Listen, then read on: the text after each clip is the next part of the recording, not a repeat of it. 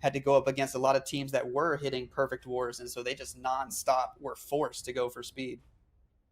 Yeah, it really it could be. We didn't watch all of those matches. There were so many matches going on behind the scenes as well. Just as a reminder, this is not the first day of this tournament. Weeks of preparation has gone into this. This is why we don't know the whole story from how they actually got here. We just have the numbers now. Mr. Adil for Marcos Esports is going to be kicking off this match here, bringing in the Root Riders. Already used that Queen ability, and she actually has the Angry Jelly on her, meaning she's going to ignore those fluff buildings and only go for the defenses whilst the Jelly's still alive. That is fun to see. The Archer Queen just walking right inside and skipping buildings. It still trips me out a little bit. The Root Riders on the right side of the base, and this might be one of the first times today we're actually seeing the Healing Tome being utilized. I have always been a fan of the Healing Tome. I think it just is great for keeping all your units alive for so long in the core, but as we can probably identify from all the other attacks with the Rage Gem, it might just be a little bit slower of a setup. And oh no, we're getting a little bit of the spinny wheel action. Hopefully nobody attacking on the bus on the way home in this matchup, but you never know. We still got a lot of super barbs that we can deploy on the left. And where's this world champion at? Is she healthy? Yeah, she's looking good. She even has the Fox alive, which means she's going to be going invisible over and over again. She's on that left-hand side trying to get the enemy king down now. He has so many troops left, even had that king ability that he didn't even need. Marcos Esports start this match, and they are bringing in the heat. What a phenomenal start. They might be putting the pressure on Dizi after that one. I think that was 1 minute 15 seconds. Yep, see, so that average attack duration across the whole tournament, 144, it doesn't always tell the whole story because these players can still hit the very, very fast attacks if they really want to. And that was just a beautiful way to open up this match. And right away, throwing the pressure onto Dizi. Dizi are known for having several attackers on their team being super quick, but they're going to have to really live up to that expectation here. And that just adds so much extra pressure onto their shoulders. Yeah, definitely. It was a beautiful opener for Marcos. I love that they absolutely smashed their average attack duration there. Dizi, they can do it, but we'll just have to wait and see. They will be following the pace that Marcos are setting, but again, first attack in, anything can still happen later on in this match. There's so many more attacks to come. Yeah, you mentioned setting the pace there, and it makes me want to ask the question, what do you think is the more favorable position here? Because a lot of people always just assume getting to attack second is better, more favorable. But do you think there are some advantages or some things that a lot of teams like about attacking first? Well, personally, if it were my team, I think I would like to go second. I would like to follow their lead. I'd like to know what I have to match. But from a professional player point of view, maybe you can give a little bit more insight to that, because you might not have played too much when time did matter. However, you know exactly what it feels like to be on the main stage with all eyes on you and how much pressure is actually involved in playing in these very important matches. Yeah, I personally always liked going 10th, not just last for my team, but last in general, because I think just it gives me such an adrenaline rush, almost like riding a roller coaster. But I can see how some players like to go first. Like I know I played with Nick, who a lot of people will remember, and he liked to go first a lot of the time. And he just doesn't like to care or have to focus on what, the other team's doing. He just wants to be able to focus on his attack, get it out of the way, and it probably helps him perform even better. He's not worried about hitting a certain percentage or a certain time or what the other team did. He just gets to focus on his thing, and I'm sure there's at least several other players that have that mindset as well. Yeah, Kai is up next now. Now, I think Kai, he's got like a 65-second attack yesterday, so he knows how to bring in some speed. We've got the Queen on that right-hand side again. We've got that Frosty. I love to see that these teams are countering that, not having the frozen arrow with the Frosty. I think it's a great combination with those healers. We've got the Warden ability, of course, active on these Root Riders as they're powering through this Inferno towers. They are also raged up from the rage spell tower that was nearby. The king with the giant gauntlet getting so much value there on the left side of the base, and the queen extremely healthy. Healer puppet frosty combo, as you mentioned, is actually working really well for many of these pros, and we almost getting to a spot where we're gonna have to wait for the overgrowth to expire, but it expires just in time. The timing here is perfect.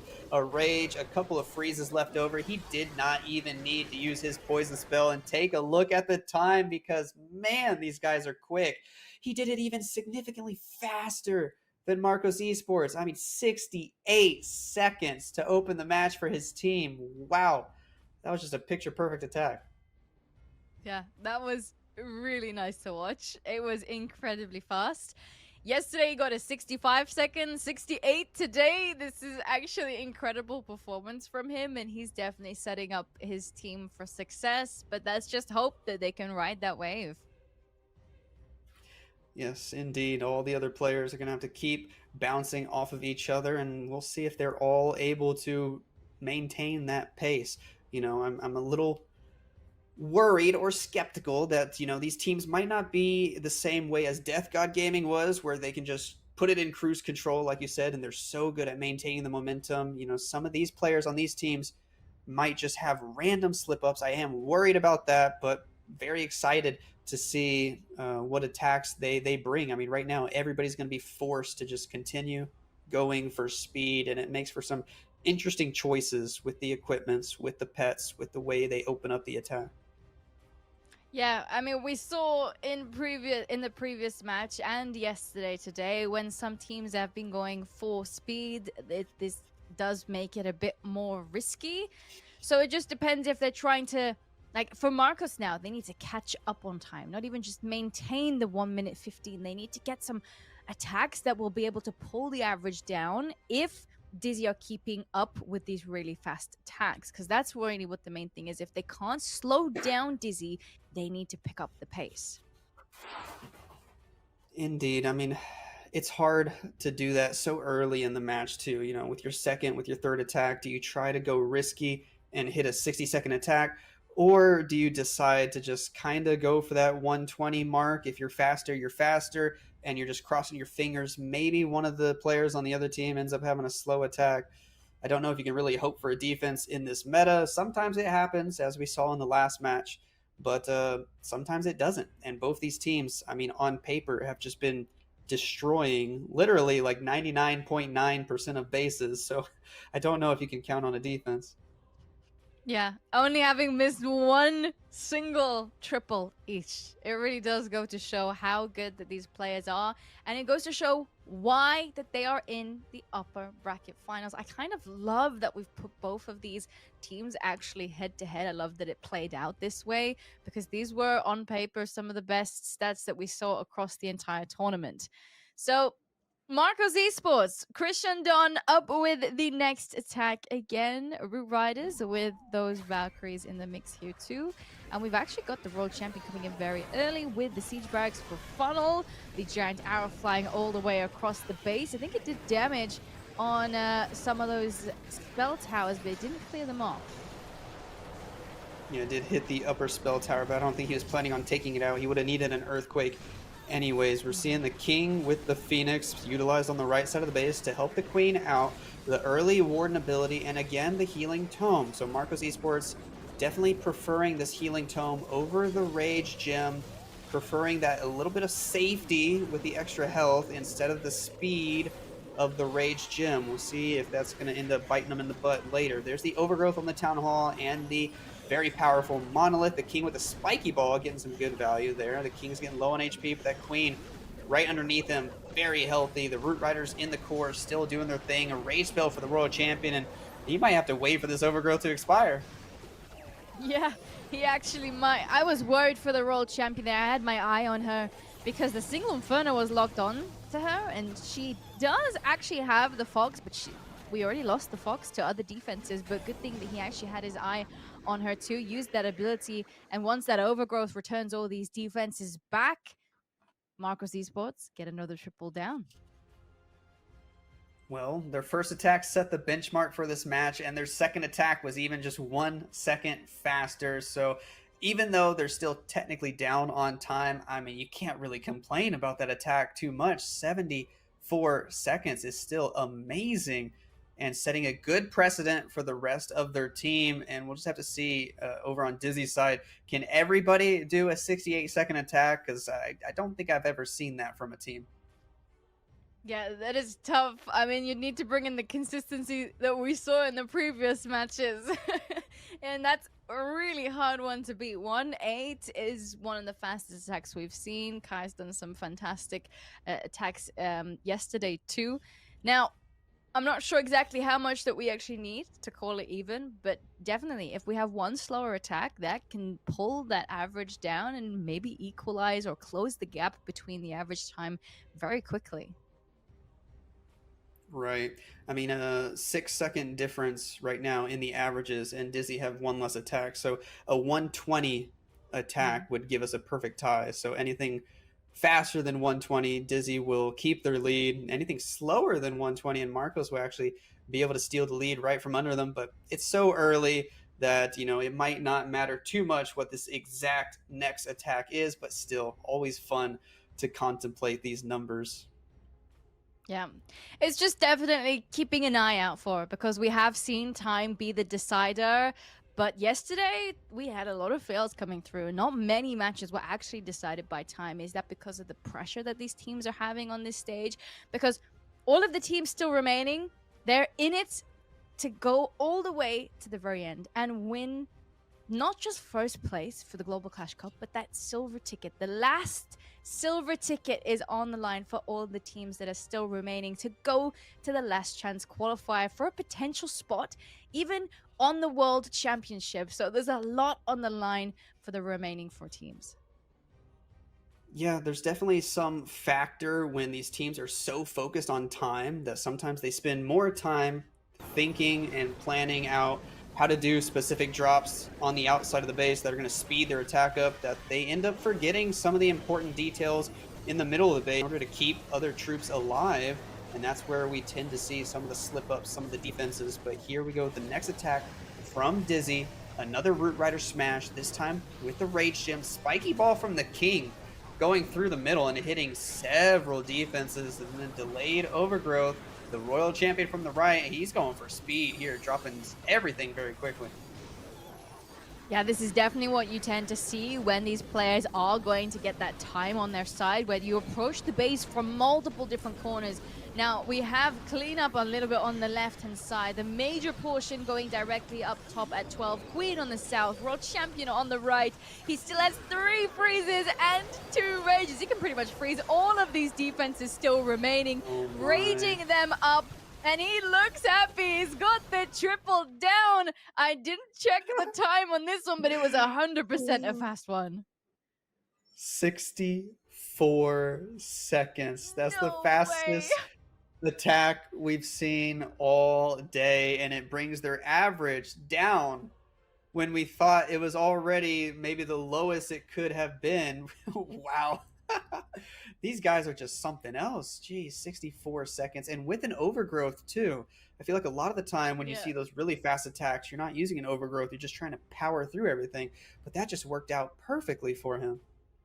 Yeah, that is matching. I think in the finals, I think we had Doyer did the fastest attack yesterday, which was also 64 seconds. So we now have a tie on the quickest attacks this weekend. Honestly, to me, this is just incredible. To imagine that these players are able to absolutely destroy these bases in about 60 seconds always amazes me.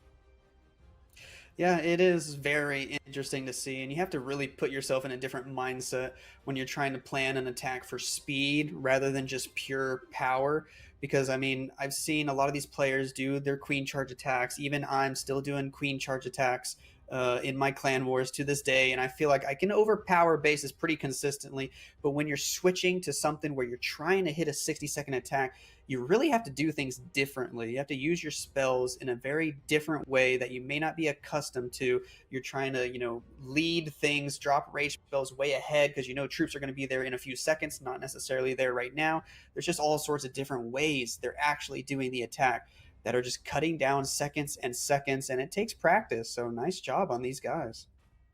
Yeah, it definitely takes a lot of practice to get it done as perfectly as they do. I mean, they make everything look so easy, one after each other. They're going back to back with these really quick triples. Honestly, it you don't understand how much practice goes on behind the scenes. So many different tournaments, so many friendly challenges that they're doing against each other to even not just test their bases, but to test their abilities and trying out new things, trying to see what works well with what they prefer to use to be able to be in this stage of a tournament. You have to wonder how many different ways they're trying to attack bases when they're practicing in their friendly challenges in order for them to come up with, these different pet combos, the different equipment combos. How we slowly see the transition, like we were talking about earlier, of different equipments being used in the same scenario that we used to see other equipments be favored, because certain people are just figuring out that if you do it just a little bit different this way, it ends up working better over here, and just little tiny details like that that the majority of us wouldn't expect to see, unless you actually see the success these guys are having time and time again with the, certain things like the giant arrow for trash buildings on the outside. I never would have thought that would be a meta thing. And there it is, right after I say it. The giant arrow for trash buildings. I mean, when you think about it, it sounds wonky, but it's actually helping out with time here because there's so many buildings they don't have to worry about now. Yeah, it really is. You don't have to wait for the baby dragon to clear out that corner or any other troops that you deploy to get these root riders in, and they can go directly for the defenses that they are intended to. They go directly in their path that they're supposed to go. Now we're going up top there with these root riders. We're going in towards this multi-inferno and the monolith. Now Amar Gupta has also used the overgrowth in the center on the town hall and some of those nearby defenses, locking them in place, pushing all of his troops up top, and they're going to go all the way around. The heroes are also going away all the way around from the right-hand side, though. They'll meet up on the right before going back in towards the center. Shout out to the Seeking Air Mines on this base. Amar Gupta brought a healer puppet, but all three healers died almost instantly. All the Seeking Air Mines were stacked there on the bottom side of the base, but it might not matter because this is still looking quite powerful. Or is it going to matter? Can we get through that wall quickly? Oh, we definitely can with the help of that rage spell. Yeah, good thing we do still have a few of those root riders still remaining. They are incredibly low, but they are still here. The king will go down, but has a revive from the phoenix that he's got supporting the king, and the queen can beautifully reach over these walls to get that clan castle down. Not as overpowered as I thought it would be, but it is the triple that Marcos Esports need. Amar Gupta always staring into the camera as he three stars a base. I feel like I got a little bit of an entrance into his soul there, but impressive attack. Um, it is a 3-star, and that's what matters the most. It did slow down their average a little bit, though. So Dizi got to at least be feeling good about that. But Marcos Esports, I mean, 121 average is still way better than, even, I think, if you do the average of all the teams, just the final 8 teams in this tournament. I think this is still a better average than the total average. But here in the upper bracket finals, is it going to be good enough? I guess we have to ask Dizi that question. Yeah, when you see the difference between the two teams, 106 to 121, it does look like Marcos Esports are quite far behind. But as you mentioned, this is still on average so much faster than so many attacks that we've seen throughout the tournament. Yes, indeed. Dizi have been super impressive. I mean, a 68-second attack, a 66. If the trend continues, I mean, a 68, then a 64. So if the trend continues, we should be seeing a 60-second attack next. But I might be jinxing them now. We end up seeing a 2-minute attack. I'm just going to start knocking on my desk because I am Oh definitely busting out the no. jinx powers for this matchup in particular. There will be a lot of changes if we get a 2-minute attack coming in from Dizi. I mean, anything can happen. We've seen 2 minutes attacks yesterday. It just depends on what happens in the match. I mean, it depends if everything goes to plan. If you need to plan for recovery, you need to take your time and make sure that you actually get the triple down or as many buildings as possible. And maybe you have to wait for some of those defenses to go down first, which is obviously all added in to the time of your attack. We'll see what happens. We'll see if Dizi continue to prioritize speed, if they have any risky plays, or if they're going to start doing some, maybe simple blimps for the town hall or some clone blimps or something. I'm not sure if Dizi are known for doing, blimp attacks, or if they really prefer that overgrowth. And well, this right here is partially answering that question. Denden likes to use the overgrowth. Yeah, he does actually love that. Now again, I spy the Angry Valley. This time it's not on the queen, it's actually on the king, so he can ignore all the fluff buildings, go for those heavy hitting defenses and support those root riders through. We actually have a few of them on the right, few of them on the south. Now the overgrowth has not been used just yet, should come in up top. The king ability goes off first and chains actually all the way through to that town hall. The earthquake spells with the spiky ball, fun combo again, getting some decent damage there, not taking out too many buildings though. The overgrowth just hitting the town hall, and he purposely drops it in a way to where it's not covering the core. He wants the town hall and everything behind it. He wants to eliminate the core early, so that way he doesn't have to come back around for it later. I think that does actually help speed things up, so that way the troops are not having more and more travel path and travel time. As the overgrowth expires here, the Royal Champion, the Grand Ward, and the Super Minions on the right from the Siege Barracks, they're all so healthy. This is going to be the slowest attack from Dizi Esports, but it might still be faster than Marcos's average. Let's see. Oh, it's close. Well, 24? I'm not 100% sure, but it was slower than their previous attacks. We'll have to see how that changes up the average attack duration going into the next round. 112 to 121. It is narrowing it down, but they still have quite a bit of an advantage still. Yes, indeed. It was still fast enough that, the first two attackers gave them so much leeway because they had two attackers that came out with 60-something second triples. The other attackers on the team now have a bunch of room to work with. They can have a couple of slip-ups here and there that cost them an extra 5 or 10 seconds, and they're still able to maintain the leads. That definitely helps them out a ton, and it makes things really scary for Marcos Esports, because they might have to get into a position pretty much right now where they have to decide, do we go risky and try to hit a 60-second attack, or do we go with our standard 75, 80-second triples and cross our fingers for a decent defense? Not even a two-star defense, but just maybe a time defense, if we can even use that terminology. Yeah, I think they're going to play it safe. I think that's where their strong suit lies. I don't think that... I would also be too scared if they brought in a crazy fireball attack with those rocket launches flying in from the side. I think that just leaves too much risk open if something goes wrong. I think they would rather be in a position where they might be a few seconds behind rather than a star behind. Yeah, you've got a good point. And so far today, in the last match we watched before this, those fireball rocket balloon attacks, one tiny detail can mess everything up. So the risk is definitely high. And so I don't know if Marcos Esports are willing to do that. And like you, I feel like I've seen them in the past take the safe approach. And even going into the last round of attacks and they're behind on time, they're still willing to just go for the triple and cross their fingers that maybe a defense can carry them through the match. And we'll see if they're able to get it done that way here today. Yeah. Bear in mind, for you guys at home, if you did just tune in, or if you need a little bit of a refresher, this is an upper bracket match. So losing this doesn't mean that you go home. You go to the lower bracket. It just means that you have to go through a few extra matches to get to that grand final. So they could technically risk it if they are willing to go through that lower bracket, but MWC is playing it safe. I see some more, we got some more overgrowth spells coming in with those root riders. 3 druids being utilized here again. We've seen the druids become pretty popular recently, especially.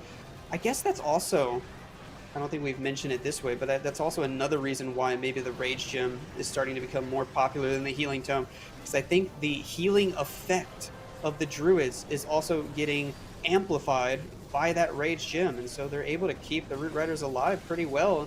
and so the healing tome's just not needed quite as much.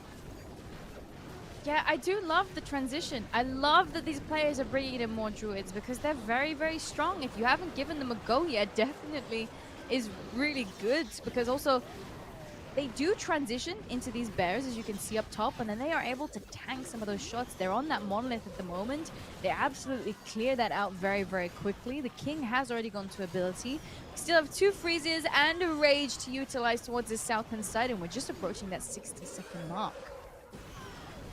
Overgrowth about to expire. There it goes. Now we've got all the damage coming in from every single angle, but he saved a rage. He saved 2 freezes. Still has the queen ability. Can't remember what equipments he has, but it might not matter at all as he powers through the last several defenses here. Is looking good for MWC. Now, like we mentioned before, nothing crazy here. No 64-second attack. It's getting closer to the 90-second mark, if anything. So it's actually going to slow their average down potentially by a second or so. But a 3-star is a 3-star, and they're just hoping that one of their defensive bases here is going to be able to save them. Yeah, it is so sad to see that this is an incredibly fast attack still. 1 minute 30 seconds, under the 1 minute 30-second mark. I can't always do that either. And we're still calling that slow just because it's slower than all of the other attacks that we have seen. But it's still a phenomenal achievement. As you can see, Marcos Esports, they're still demolishing all of these bases. They've got 12 stars already.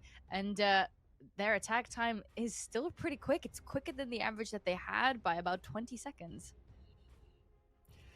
It is funny to note that we have to call this slow because everything is relative here. You know, these might be some of the fastest attacks in the world, but when you compare them to some of the best teams in the world, all of a sudden it starts to look slow. So wild to think about indeed, but you can see the averages there, 122 to 112, 10-second difference on average. And we bounce right back to Dizi Group. Will they continue to have fast attacks? Will there be a slip up?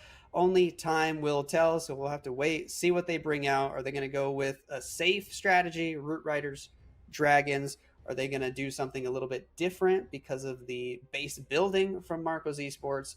We'll also have to wait and see. That's been one factor that we haven't been able to talk about too much is, you know, the base building, the base meta. How have bases been different from each other over the course of this tournament? What do you think? Is there any sort of things you can point out, or are most of the bases kind of similar structure in this meta?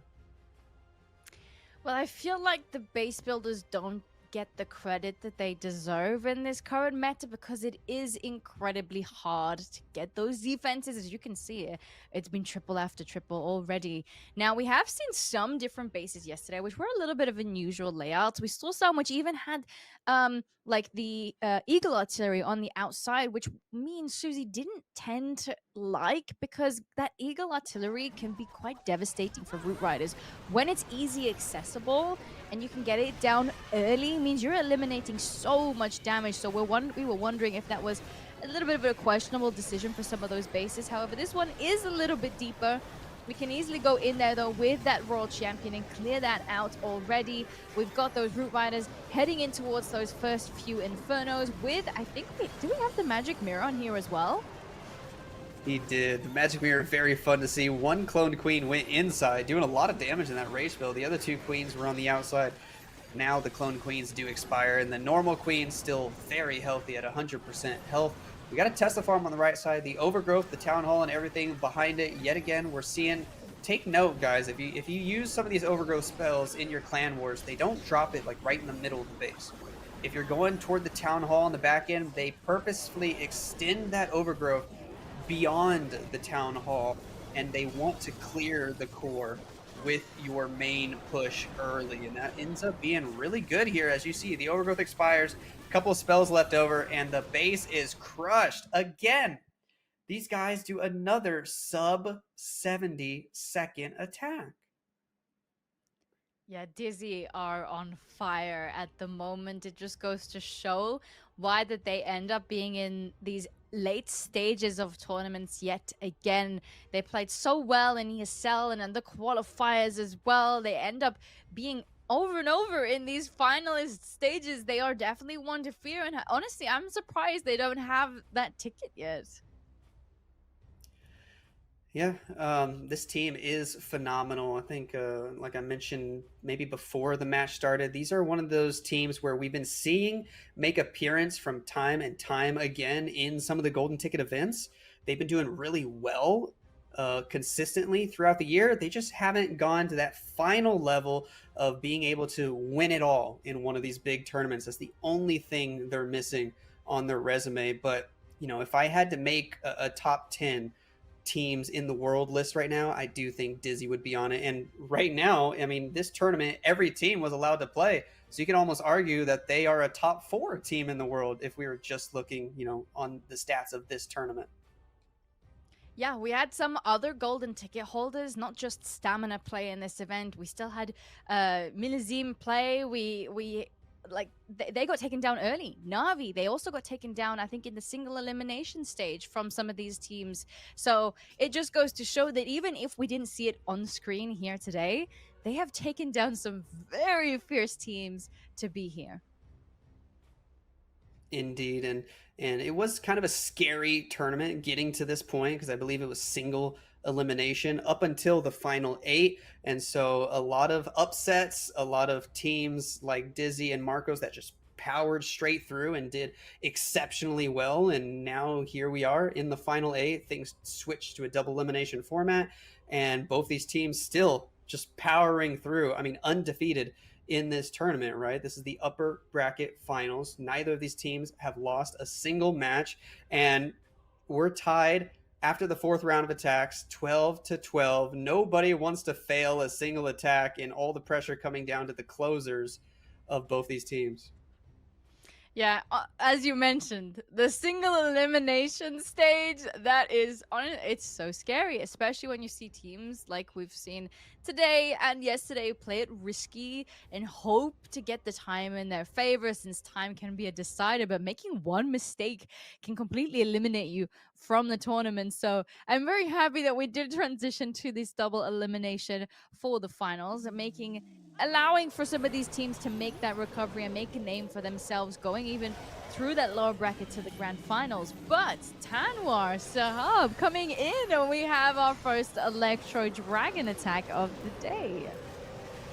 I can't help but feel like that giant arrow was supposed to pick up both air sweepers, because now that it didn't, he's going to have 2 air sweepers facing all of his Electro Dragons, and that seems not ideal, especially if we're going for time. Luckily, he's got a lot of free spells. He's going to be able to freeze there. We do have the Siege Barracks on the upper side of the base. King and Road Champion working on the right. The Queen gets locked onto by the single target Inferno Tower. Does he notice in time to save her? He does not. Down she goes, and it might even take out an E-Drag, too. Honestly, I fear that you're right. The double sweepers still being up at this stage. You can see these Electro Dragons, they just keep getting knocked back countless over and over again. The good thing is we do have those heroes. The World Champion is being raged up as she approaches the Town Hall. King cleared up around the outside. The Electro Dragons finally make it to the sweepers, but they weren't even needed. The heroes absolutely cleared that right-hand side already. And Marcos Esports, they end so incredibly strong, putting them at 15 stars, which means, Dizi, it's all on you. What happens in this next attack will be the decider of who goes to the grand finals through the upper bracket.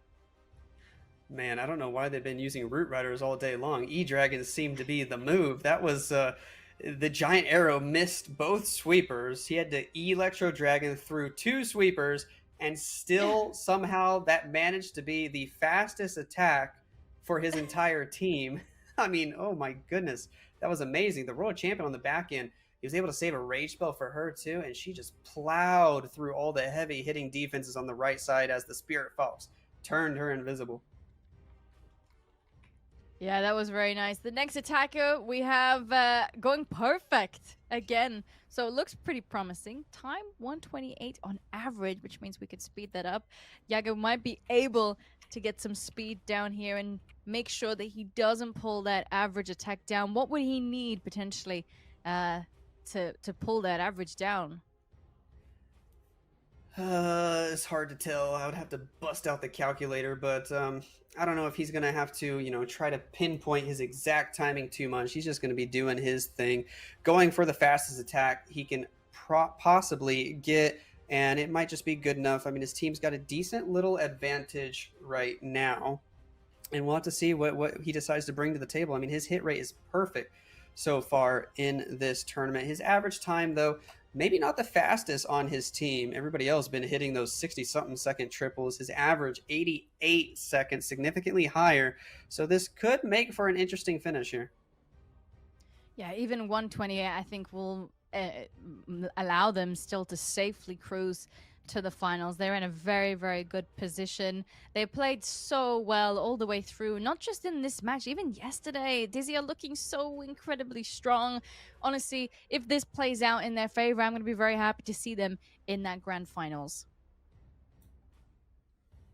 Yes, indeed. And just so everybody's aware at home, mention it again, this is the upper bracket finals in a double elimination tournament. So whoever wins this will be moving on to the grand finals, but important as well, whoever loses this is not out of the tournament. We're going to be seeing them again just a little bit later today in the lower bracket, trying to claw their way back into the grand finals. And here we go. Dizi Esports, the last attack of the match. It's going to come down to time if he can hit the triple here. If he doesn't hit the triple, it's all over. We know who wins. He's got the giant arrow. He's got the Root Riders, the Rage Gem, the Druids inside the Rage Gem to do additional healing, the Skeleton Spell, the Royal Champion. He's dropping everything. He's trying to go fast.